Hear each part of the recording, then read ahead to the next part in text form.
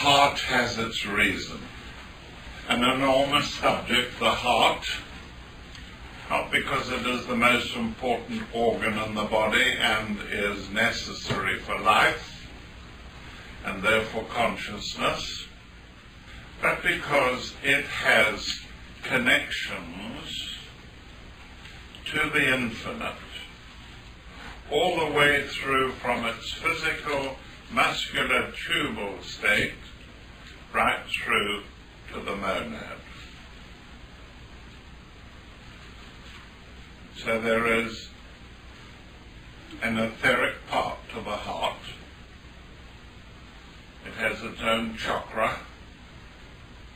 It is the center of the blood circulating system.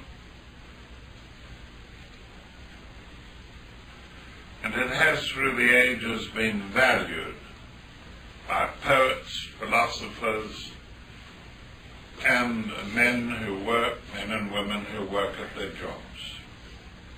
Because if you don't have an efficient heart, you not only don't have an efficient body, but you don't have an efficient psyche and personality. People who are hot cases can be singled out immediately because they demonstrate in their characteristics the qualities of a weak heart.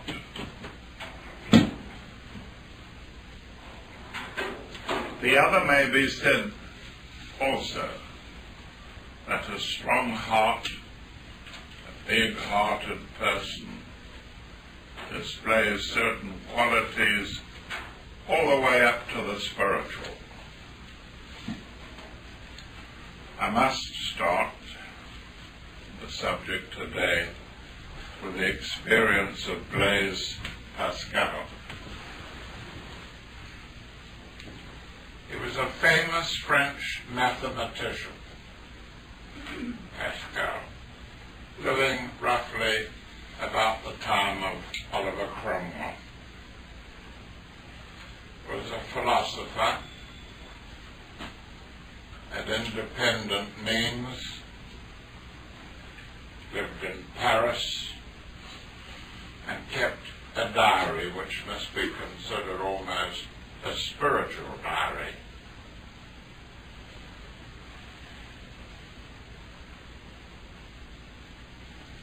And despite his brilliant mind and his practical nature, he yet kept a place in himself for his heart, space for his heart, space to express that heart, even in his thinking. And he wrote, "The heart has reasons. The heart has its own reasons that reason knows nothing of." So you can't equate the heart's reasons with common sense. The heart often may demand from us actions which counter common sense. And this is accentuated more so in esoteric people. Now, the extraordinary thing about this man from our point of view is that he had fire experiences. I'm not just talking about the ordinary fires that burn in a grate. I'm talking about a fire that blanketed him, that was so intense that he had to record it in his diary. And there are certain sections of his diary in which he puts the date and the time and then just says, "Fire!" He is blanketed.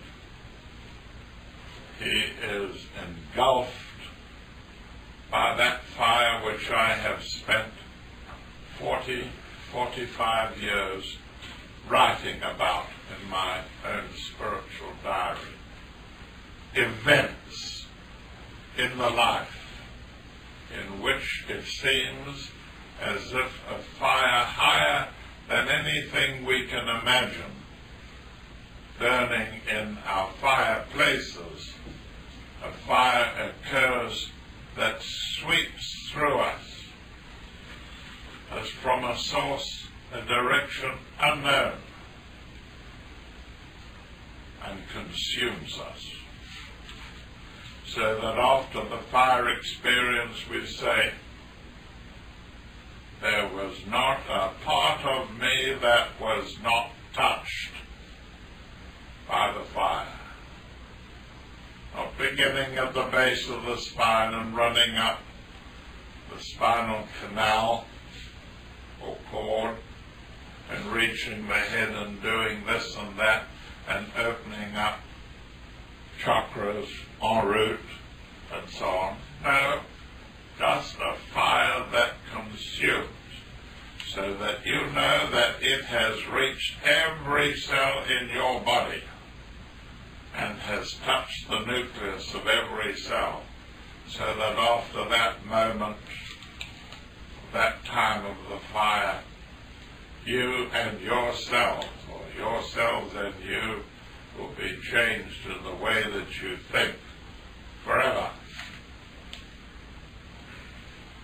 Very, very similar in many respects to the death experience, the near-death experience when people almost killed in an accident feel themselves leaving the physical body and going into the netherworld, and they're halted by some figure who says, no, we're not going to accept you. You go back to the earth and you go on and do the work you're doing. And who after that is changed forever by this near-death experience. In that respect, it's similar. The fire consumes.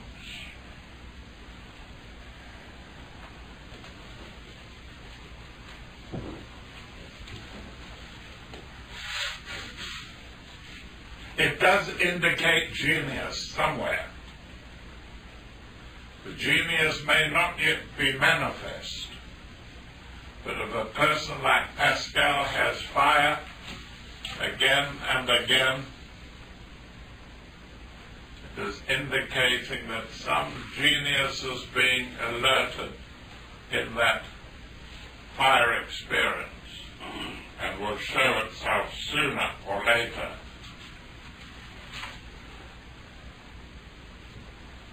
I always say that if you have regular experiences of fire, you can then visit the kingdom of unreason.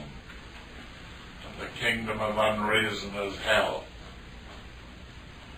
There's always a hell somewhere on a planet, a place where vibration is lowest, and where individuals are ruled by the Lord of unreason, and fire counters it. But we can see fire manifest in unusual places, even when some poor devils walk on it barefooted. That surely is unusual.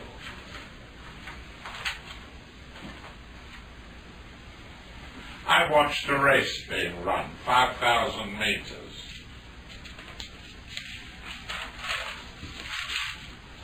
And there was a guy called Selassie who was running, and he was favorite to win it. And he did. Little guy. Slender. But he had trained at 12,000 feet. And at 12,000 feet, your red blood cells double their number if you train long enough. And that means that if your red cells double their number, you can carry twice as much oxygen. And he was favourite to win, and that was one of the reasons why he was.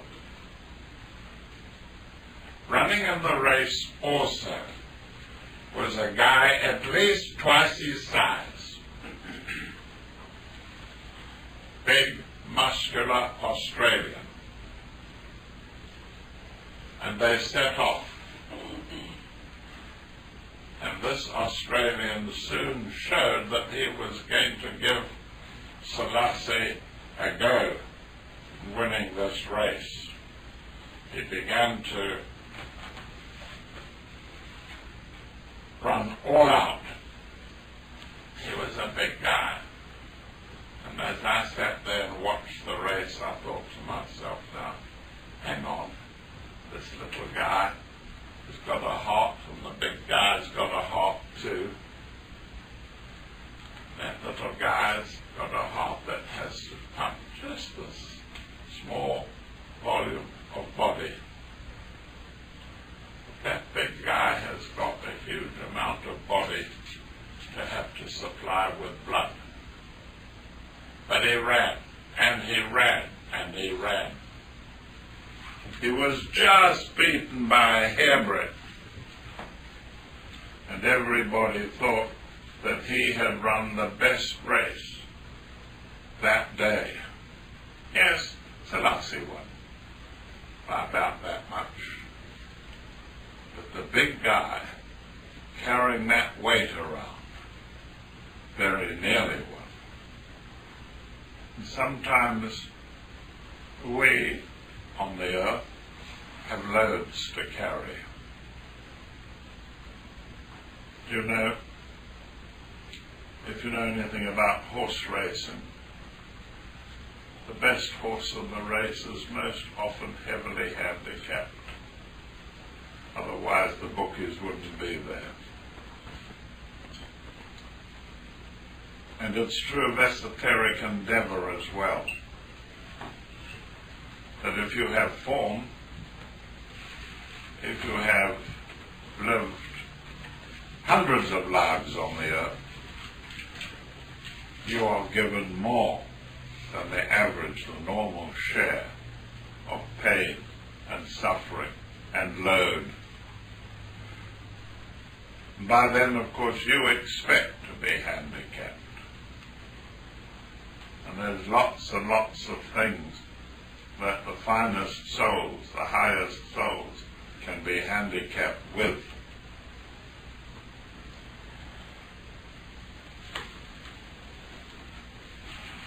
Human hearts, we say, can go the length. Just ask them. Just give them the meager needs that they ask for, and they can go the length because they have resources like courage. People often say, well, yes, there are 7 chakras in the body. How do you allocate the qualities to them? Well, just remember the quality of courage is associated with the heart center. And with this courage, and often danger, the presence of danger in your life stimulates the heart chakra. An important statement. The presence of challenge, of danger, of threat stimulates the heart chakra.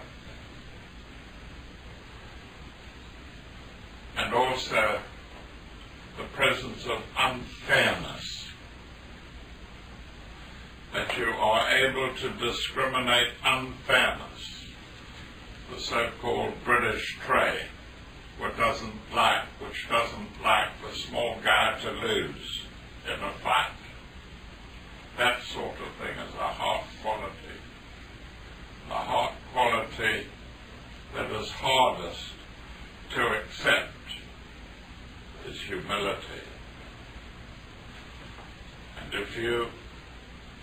can observe in your life examples, adventures, events which made you humble, threw you to your knees, like the Catholics made you walk on your knees, like the Catholics who used to exact punishment by making somebody who had sinned against the Holy Father walk 100 miles on his knees. Something to bring humility through. There are strange things going on in the anatomy of the human. Things that relate to the heart. And as if the heart has not got enough to do, it is also in the process of transferring heart qualities that we normally associate, not particularly in a definite area, but just as heart qualities, are now beginning to appear on the cortex of the brain, the surface of the brain. Even sexuality, which originates from chakras below the diaphragm. Even sexuality today is beginning to express itself also in the higher centers of the brain. Yoga, meditation, visualization, many qualities. And it may be these that are helping to reallocate the sites of the centers. Vision, the back of the skull, in the occiput region. Hearing, smell, touch, taste, are all being not totally relocated, partly relocated on the surface of the brain.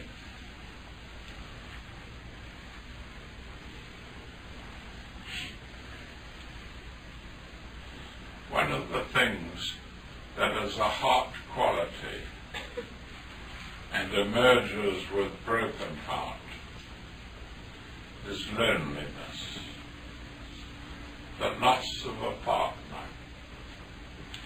the feeling that you are totally alone and have to face the climbing of the mountain and its cliffside alone.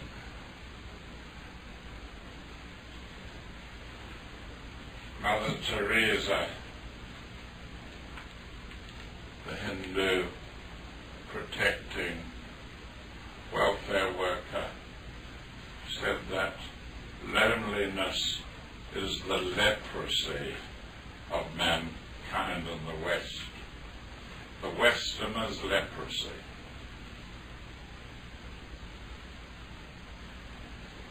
People, many people often can face almost any torment except loneliness.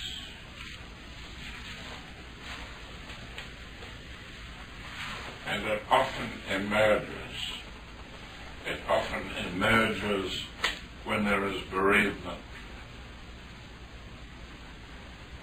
Loss of a loved partner.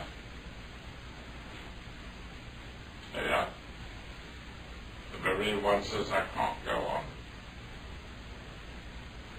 But they do. I've met, counseled many bereaved people. Barbara Cartland included, who occasionally talk about her bereavement. And it's generally agreed that it's almost impossible to get over a bereavement in less than 2 years.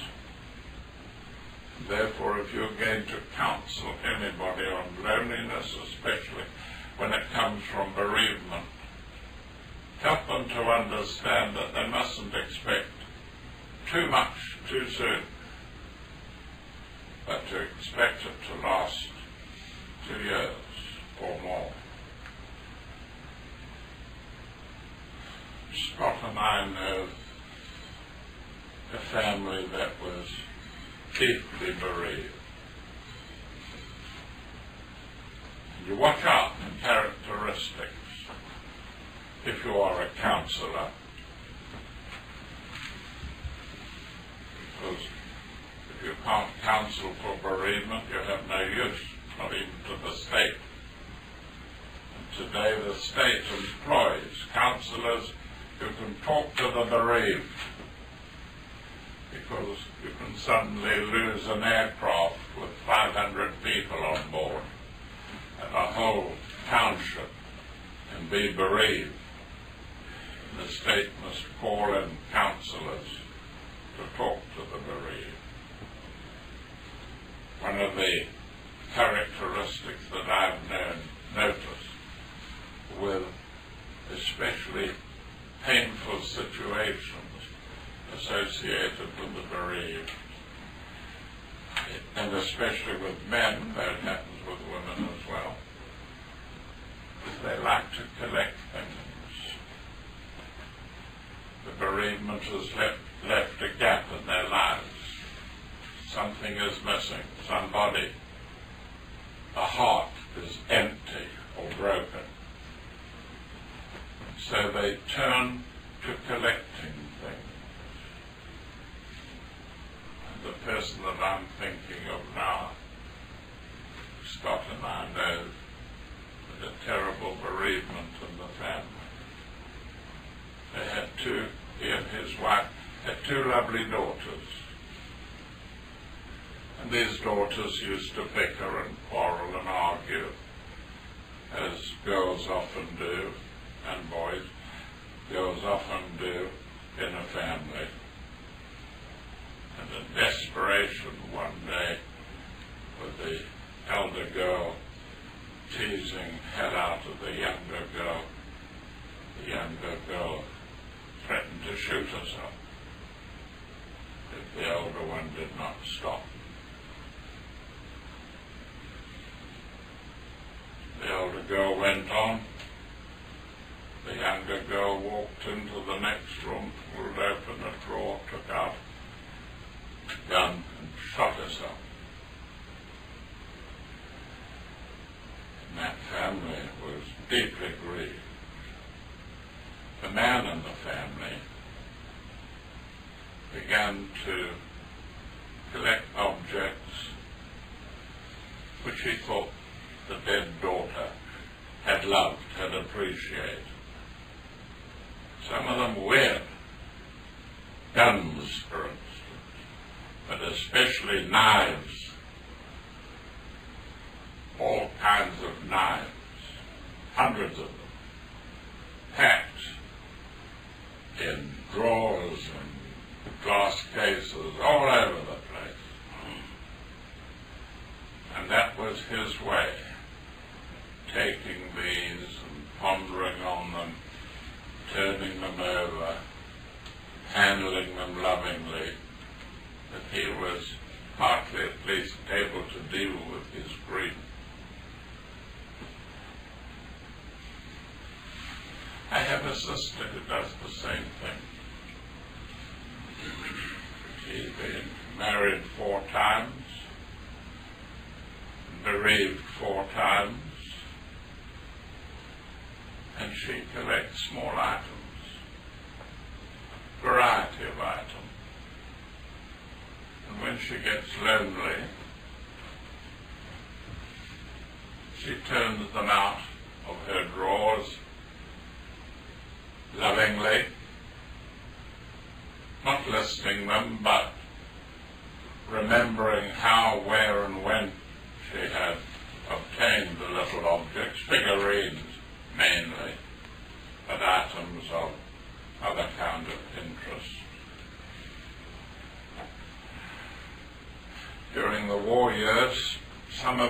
introvert, not me, but some of us were introverts.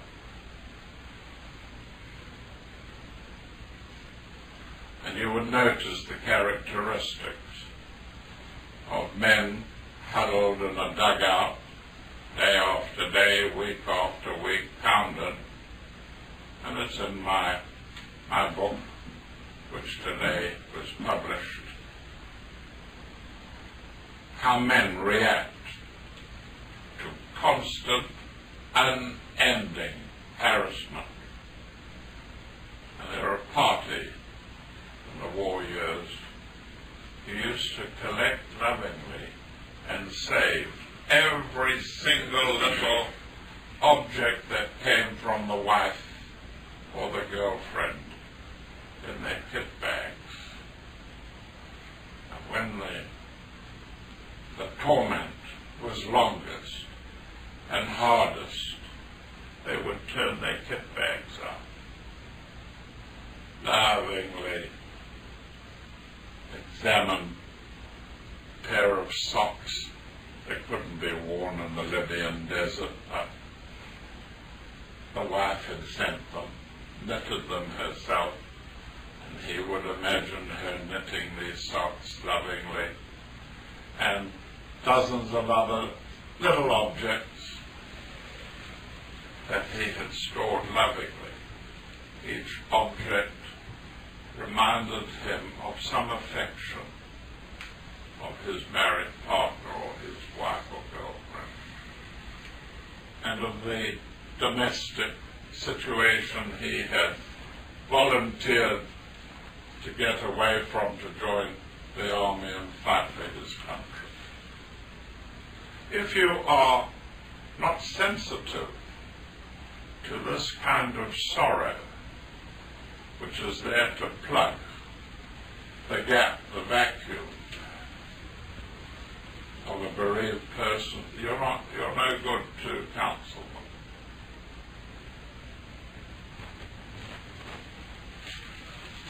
The counseling of the bereaved is very, very specialized. For heaven's sake, you're going to sit at the bedside of somebody dying, and it's a hard matter. Tend not to ask for whom the church bell tolls when somebody dies. The bell tolls for you.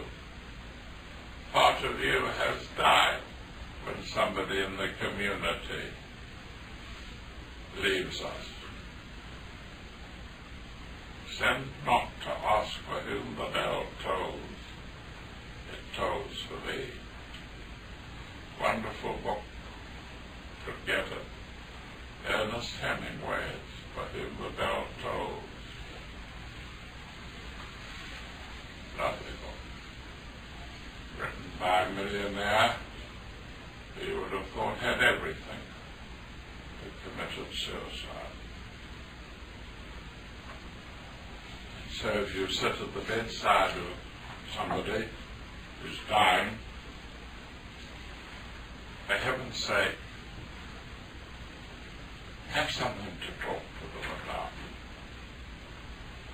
And I know of no subjects more suitable to talk to the bereaved or those who are dying in terminal illness than the subject of rebirth, reincarnation.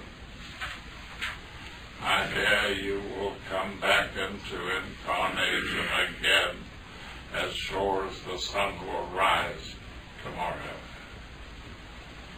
And once again, you will be back in a new body, young, vital, vigorous, ready to take up challenges that you were unable to in this life. Talk about eternity. They reckon the possibility of eternal life lies in science, through science, perhaps only 200 years away. we will be able to go on replacing parts of the physical body so as to give us virtually like a mortal.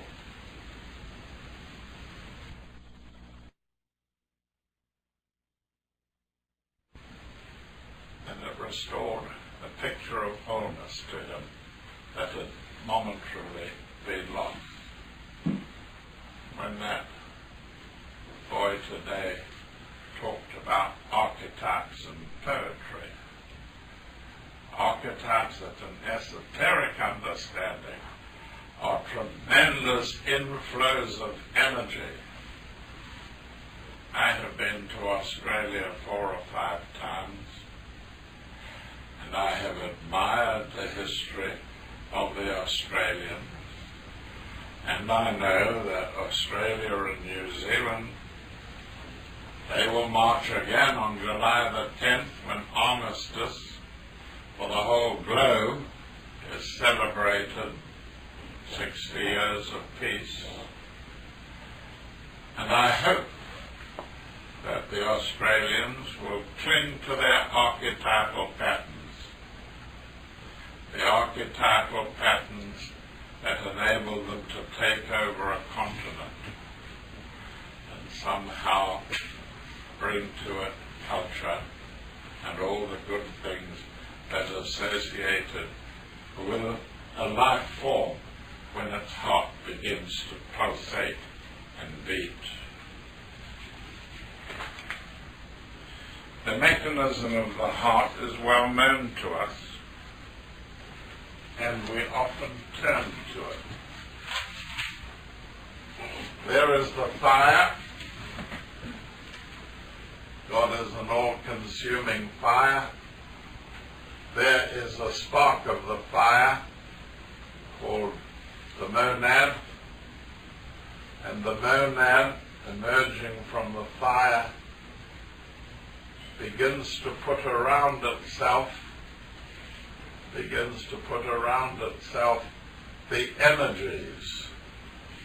energies of Buddhi, that's loving compassion, empathy, mercy, and will, or atma, and also abstract thought. And this together makes the causal body. We live in the inner worlds for many, many, many millennia.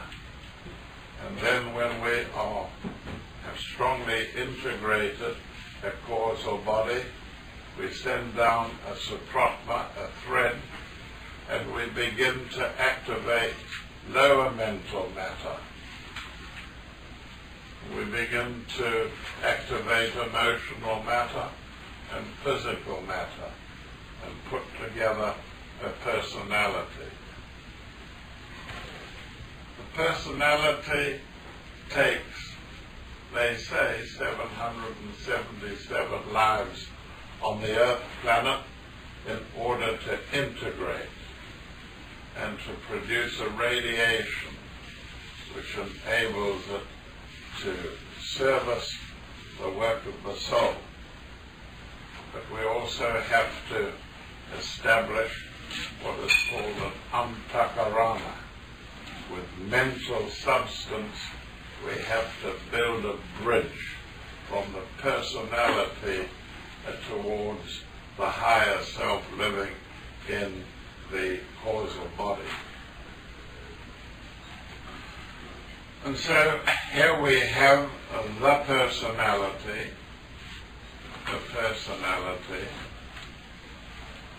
struggling to live out its purposes on earth, and a higher self ensconced in a causal body.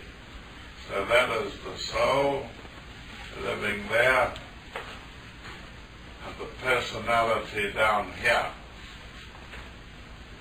And this personality is an incarnation in a particular life. What we need to do, of course, is to activate this structure in such a way that the buddhi is brought down into the personality and expressed as mercy and justice and truth and beauty in the world. And so we have the deliberate transformation of the personality, the building into the personality of soul qualities. So we say that Atma, divine persistent will, is brought down into the personality. And there are ruses that we undertake to fire the personality up by bringing the necessity for will down into it. And when that young man, Mottram, ran for Australia in a body twice the mass of little Selassie, he was activating, stimulating his will to try and meet the challenge of this Ethiopian runner and to beat him at the winning post. If you want to see one of the most beautiful pictures in the world, you can have a look at the picture of Sebastian Coe winning the mile at the Olympics 10 years ago. Sebastian Coe, Lord Coe today, who helped run the Olympic affairs of the British team. And there he is coming in at the winning post. Absolutely beaten flat. Oxygen, out of oxygen, no oxygen. Acids accumulated in his muscles. Blue in the face from cyanosis. And covering that last 20 yards to bring a record that has been unbeaten. And he said that in that last 20 or 30 yards, that he had nothing left. He called upon the divine to help. And he and other athletes have spoken of, have talked about an energy, a fire that came down and flooded him so that he could keep going. So we know a lot of the dynamics of the higher self and the lower self, the causal body of the three spiritual energies, the antakarana, which links it with the personality or lower self, and Atma favors the physical body. Atma favors the will element, favors the physical body. So often we hear of accidents occurring where the physical body is pinned to the ground by a fallen trunk of a tree. And somehow or the other, a neighbor has come along and beyond all possibilities has bent down and lifted this heavy oaken trunk of a tree off the legs of the person pinned. And later when they measure it, no one can understand how it was possible for a human frame to lift such a weight. Only in an emergency could this have happened. Sebastian Coe. And if you were to say to me, who in the world do you believe has some sort of link with another hierarchy hierarchy on another planet, or some link with some other evolution, or some link to an extra-systemic source of energy. I would say probably Sebastian Coe and guys like that who have called upon it and received help. Now, the purpose of the subject today was to help you to understand that it is you in the process of putting your personality together in what we call psychosynthesis, the bringing together of various elements of your nature and infusing it with spirituality, that the putting together of your personality is a transformation that you have to undergo as surely as a caterpillar must turn into the imago which we call the butterfly. Incredible to see a caterpillar being transformed into a butterfly. A creature with two-dimensional perception being transformed into a creature that can flutter around in 3 dimensions and produce beautiful wings that are deliberately colored and huge sensors for perception. The transformation is just about as vast as that which comes to us in nirvana, when all attachments that the silkworm may have to earthly things, and the constant munching of leafy food that it has when it becomes a butterfly. Don't forget the Greek word for butterfly is psyche. And psychosynthesis, psyche means soul as well, and the putting together of the imago of the butterfly. And the Egyptians try to copy it, with all the insects gathering on that strip of green, which we call the Nile, and all those desert insects, millions of them, focusing on the valley of the Nile. And the Egyptians seeing their pharaoh as being an imago,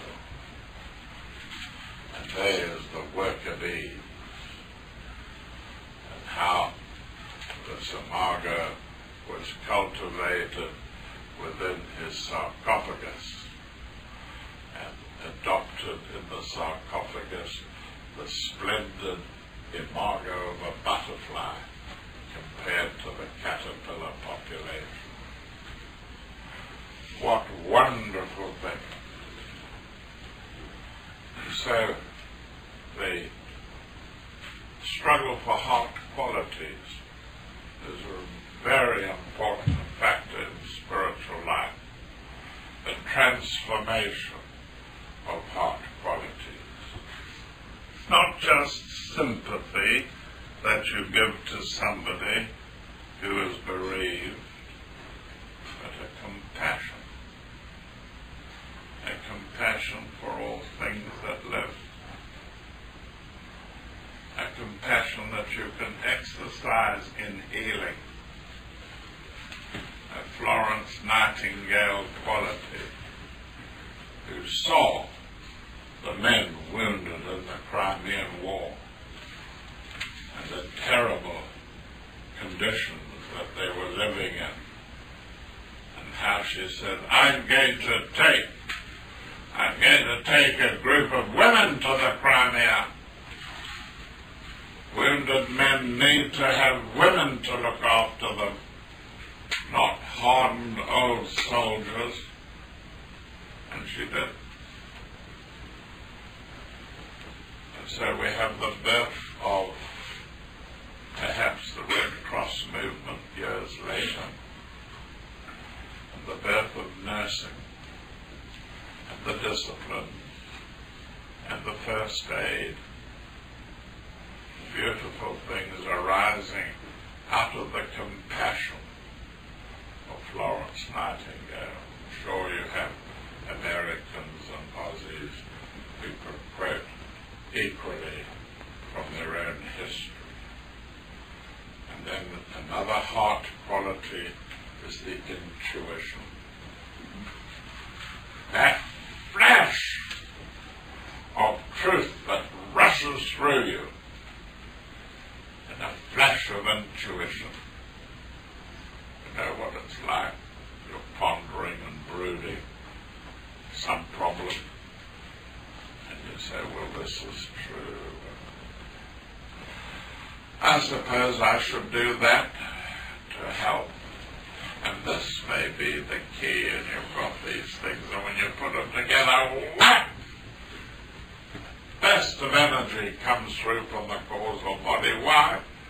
Because you have posited the truth.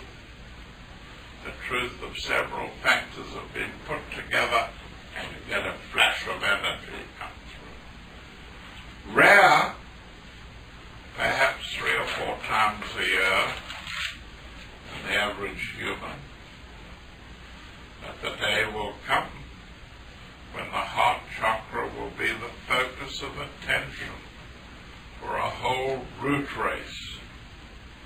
It will be the focus of attention for the 6th root race. And even now, the 6th sub-race, which gives birth to the 6th root race, is active in Australia. And the Australians are leading the integration of the 6th sub-race, which will manifest intuition in everyday life with the same facility that active intelligence is manifested today. It's also known to Professor Olson here that one of the astronauts has taken up the subject of intuition and favors the idea that intuition is probably related to entanglement of atoms, and that in the causal body, by virtue of many saintly activities that we have led in previous lives, our causal body contains atoms, molecules even, of a nature that resonates with what we are putting into our personalities today via the permanent atom. And so, intuition will be part of the heart's natural qualities, perhaps 1 billion years from now. The elements of that, and this is where the monads come into operation, which call upon the archetypes of the nation. The monads, we call them unrayed monads, are working out a path, a course, which is being taken by Australia in link with her archetypes now, which will be the basis of expression of the 6th root race in the millennia to come. Australia has sunlight. Boy, has it got sunlight. Sunlight, and the Australians love it, and are ever on their beaches enjoying it. And the process of having extra sunlight on the exposed skin of the Australians is widening the lumen, the diameter of the nadis of their etheric body. Nadis are the little silver filaments that link the chakras together. And exposure to sunlight, more sunlight than ever, widens the lumen so that the nadis can carry more energy to the chakra. This situation exists where the Anglo-Saxon subrace has already planted itself in California, in South Africa, parts of Italy, Australia, and I suppose we have to throw New Zealand in as well. Florida. Pardon? A little bit of Florida too. Yes, Florida and also South Africa. So that takes us into a global expression of heart qualities. And you should from now on at least begin to look into our culture and say, this piece of epic poetry brings out the heart quality. Tennyson, Lord Alfred Tennyson, who used to please Queen Victoria so much because he understood the torment of loneliness after she lost the Prince Consort Albert when he died very young, after giving her how many, 11 children, something like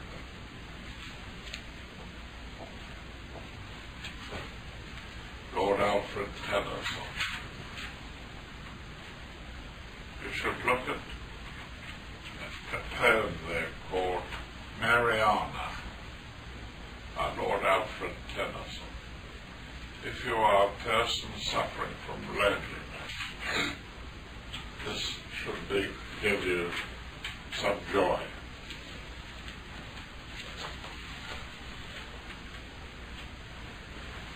Grief is a terrible thing to have to endure. And the heart has to deal with grief.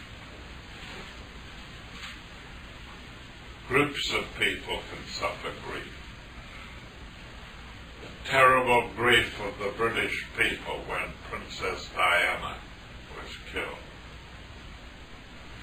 It was part of my lot at that time, with the help of Marcus, who cooked your dinners the first weekend here. With the help of Marcus, I wrote down a psychic expression of the whole Diana episode and her burial. And people were asking, English people were asking all the time, what has happened to Diana with her funeral taking place in the way that it did. And my answer to that now, after 2 or 3 years, is clearer. Diana went through a period of self-immolation.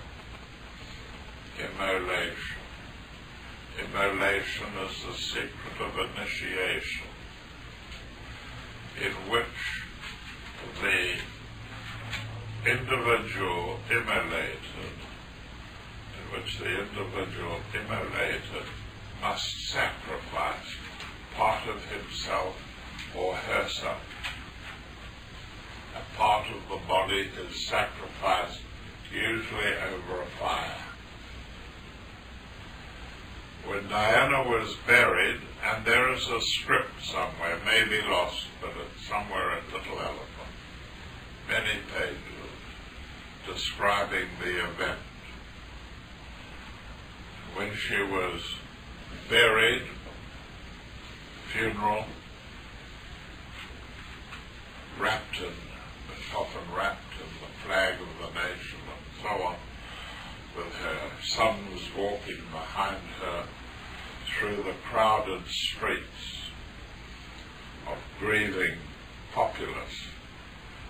A certain thing happened.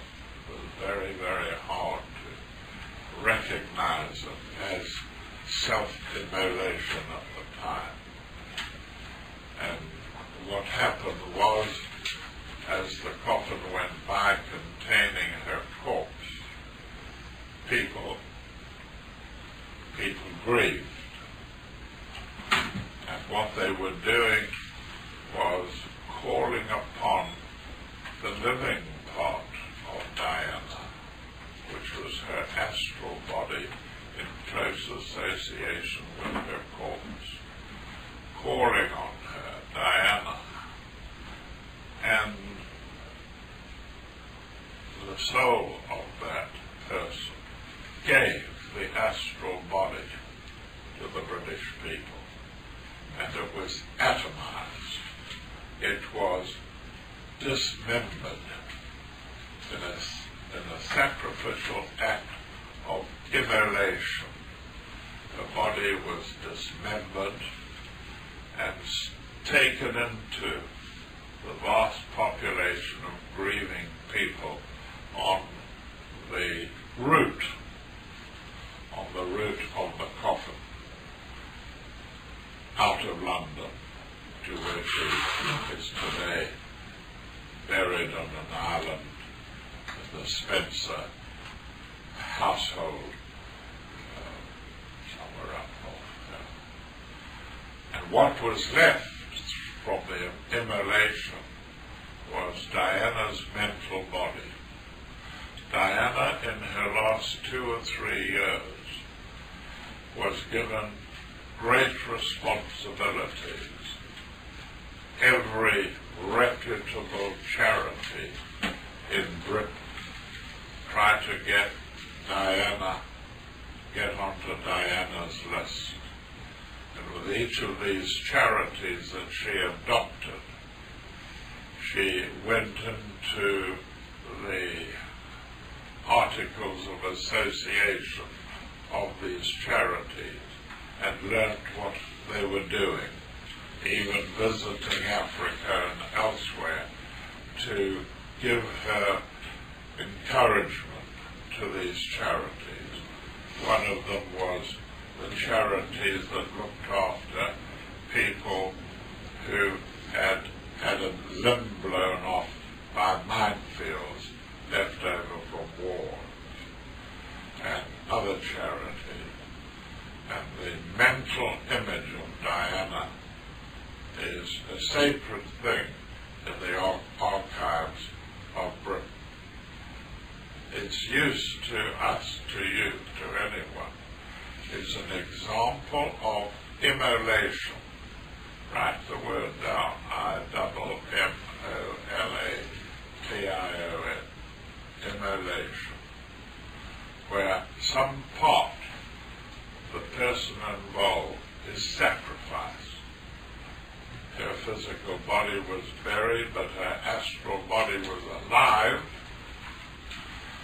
and it was dismembered, drawn apart, atomized by the people en route, drawing on emotionally on Diana and her astral form.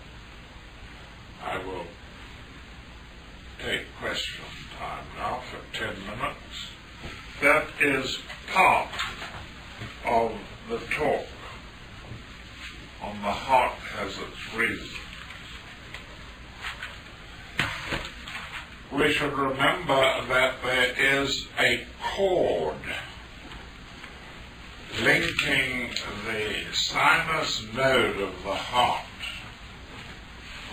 by means of the life force to the causal body.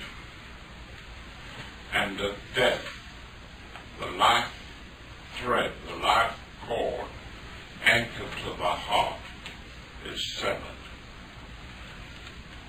We also have a consciousness cord, which links the causal body to the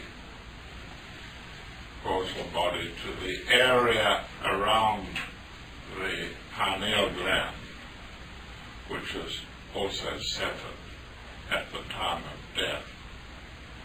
Sometimes both the cords may not be severed, and you get an after-death state in which somehow or the other awareness, consciousness exists, though the physical body appears to be dead, and vice versa. Question. Yes, George, Electra. Could you differentiate between the causal body and the soul? The soul is a concept. I conceived an expression of it the other day by drawing a picture of a sunflower and pointing out that the soul is a group entity